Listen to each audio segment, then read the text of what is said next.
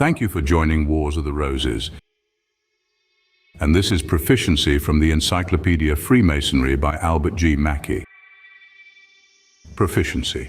The necessity that anyone who devotes himself to the acquisition of a science should become a proficient in its elementary instructions before he can expect to grasp and comprehend its higher branches is so almost self-evident as to need no argument. But as speculative Freemasonry is a science, it is equally necessary that a requisite qualification for admission to a higher degree should be a suitable proficiency in the preceding one.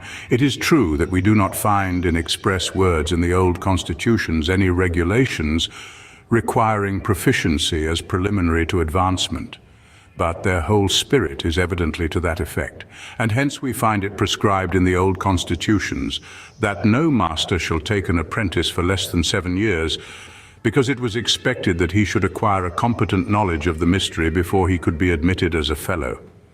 The modern constitution of the Grand Lodge of England provides that no lodge shall confer a higher degree on any brother until he has passed an examination in open lodge on the preceding degrees, Rule 195, and many, perhaps most, of the Grand Lodges of the United States have adopted a similar regulation. The instructions of all the symbolic degrees, and indeed of the higher degrees, and that too in all rights, makes the imperative demand of every candidate, whether he has made suitable proficiency in the preceding degree, an affirmative answer to which is required before the rites of initiation can be continued. This answer is, according to the instructions, that he has. But some Freemasons have sought to evade the consequence of an acknowledgement of ignorance and want of proficiency by a change of the language of the instructions into such as time and circumstances would permit. But this is an innovation unsanctioned by any authority and should be repudiated. If the candidate has not made proper proficiency, the ritual, outside of all statutory regulations, refuses him advancement.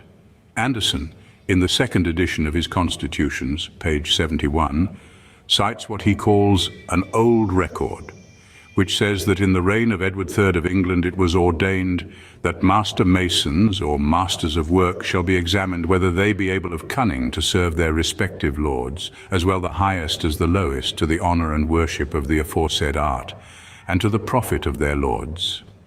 Here then we may see the origin of that usage, which is still practiced in every well-governed lodge, not only of demanding a proper degree of proficiency in the candidate, but also of testing that proficiency by an examination.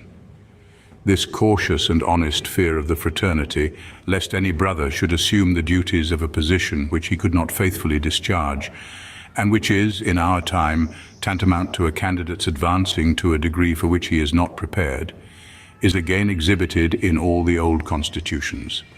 Thus, in the Lansdowne manuscript, whose date is referred to the middle of the 16th century, it is charged that no mason take on him no lord's work, nor other man's, but if he know himself well able to perform the work, so that the craft have no slander.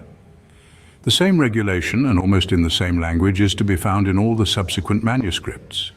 In the charges of 1722, it is directed that a younger brother shall be instructed in working to prevent spoiling the materials for want of judgment and for increasing and continuing of brotherly love. Constitutions, 1723, page 53.